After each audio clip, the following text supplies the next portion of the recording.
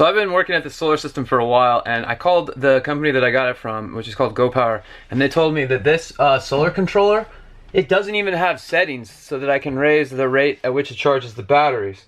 And so this thing will shut off at like 14.2 volts, but then it'll start trickling. It'll be like, it won't charge the batteries. And so this solar controller just doesn't work for these batteries. It's never going to charge them past 14.4, and the batteries are rated at 14.6 to 14.8, which is a dramatic difference, because the higher in voltage, the greater the amperage that you can put out for that. So this solar controller doesn't even charge my batteries as much as it needs to. And like right now, what's it doing? 14.2. Check out the solar panels. I mean, yeah, that's pretty much very full light. Right now, full light, not running anything. My batteries are barely getting to 14 volts. They're saying that it's 14.2 on the controller, which means maybe the thing has 14.2, but it's just silly. It's like the solar controller is causing the batteries not to charge up. It would be better if I got the controller out of the way and then just took the batteries directly up to the solar panels. And I talked to GOAL Power this morning about it, and I asked them, well, how do we just reprogram the solar controller so that it just turns those volumes up? And they just said, oh, it doesn't work. The AGM ones charge it to the highest, the controller allows for, and so there's just no way to do it. And like, they don't even have a way to reprogram it or anything. So it's just kind of like, this solar controller sucks. The thing is that it can never charge the batteries. The reason that you get it is so that it charges the batteries up to full and then trickles them there so that the batteries stay healthy and you have a large amount of power. But for us to use this solar controller efficiently, we're gonna have to hit max boost like 3 or 4 times a day just to get the batteries up to where they need to be. So it's really silly. A lot of people recommend the system, and I wouldn't get it at all. In fact, I'm not going to replace it yet because it's going to take us a while because we have so much more important stuff to do. But at the end of the day, the solar controller just doesn't work. They should have just made it so you can program the numbers. All you have to do is change the number from 14.4 to 14.6 in the program, and they didn't build in a system like that? That's crazy. Anyways, I'm going to get back to doing more electrical stuff and wiring the rest of the bus today.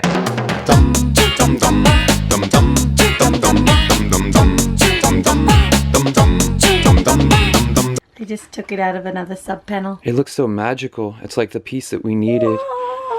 This is called a ground bus bar. V was able to get it from the restore today. Well done. It took me about an hour. I see, for the last few wires I didn't have a ground bus bar, so what I've been doing is just running the grounds out of the sub panel and connecting them to the bus, which I'm sure is not to code, but it works great. But now you do. Yeah, now we can run that thing. We put that thing in there and then attach the grounds to that. And I think we'll be at like 100% of what the sub panel requirements for installing them actually are. So very well done, B. Very well done.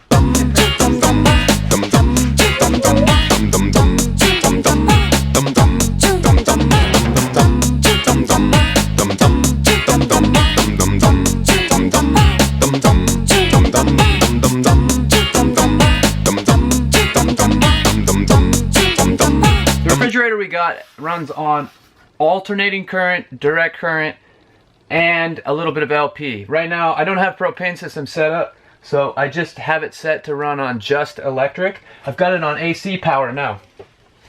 Now, as soon as I turned on the refrigerator, the solar power, the amperage coming from the solar panel cranked up to 23.1. Now, we got 10 gauge wire in there, so we can only get about 30 amps. So my guess is, and we've got direct sunlight, my guess is that this is about as cranking as it can get. I mean, we've got great, hot, clear skies right now, and so this is producing as much power as possible.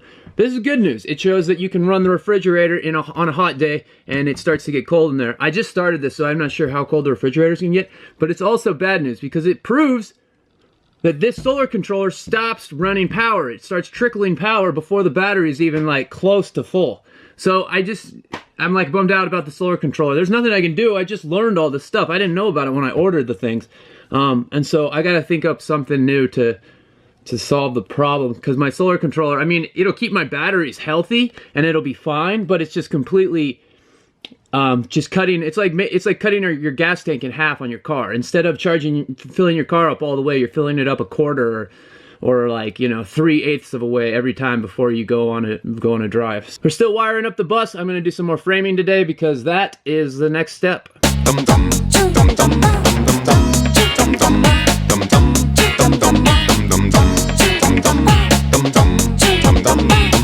Our initial plan was to build a wall here that comes up to the ceiling. After thinking about it a lot, I don't want that anymore. I'm thinking that we're gonna try to limit as many walls as possible. So I'm gonna build something up to here and then across, which is gonna lock down the washer dryer.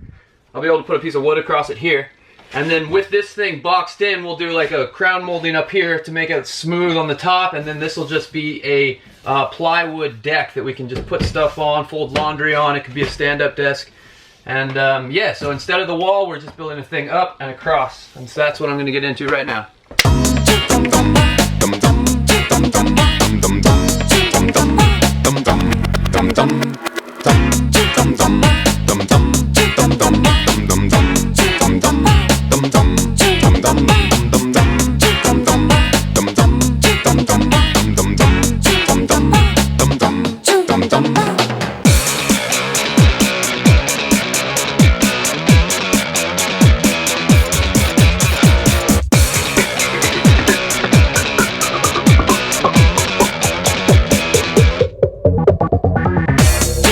So what we're doing right now is, this is going to turn out to be like a very solid, stable thing. And what we want to do is shear it out. We want to put like a piece of 1/4-inch plywood on here that's very solid. But in order for us to staple the plywood in, we need to block it out for each of these pieces. So this guy will go here, this guy will go here, and this guy will go here. And we're going to trim them off to make it work. And I'm going to use some Sawzall skills that are very not OSHA approved. But YouTube approved, right? They're not approved by anybody. Not even by me. We approve. In fact, if anybody tells you, oh, Ian said that this was a good way to cut wood, just tell them you're lying. Ian never said that that's how you're supposed to do things.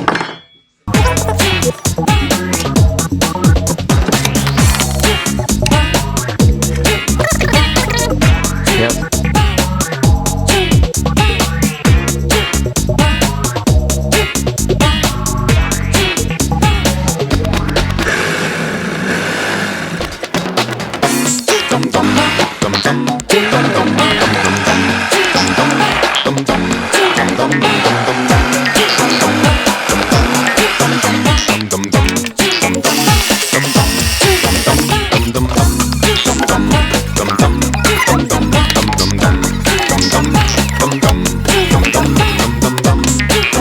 So now this piece of plywood will have, once I screw all these in, this will all have a very structural, sort of solid foundation. And that's how we do it.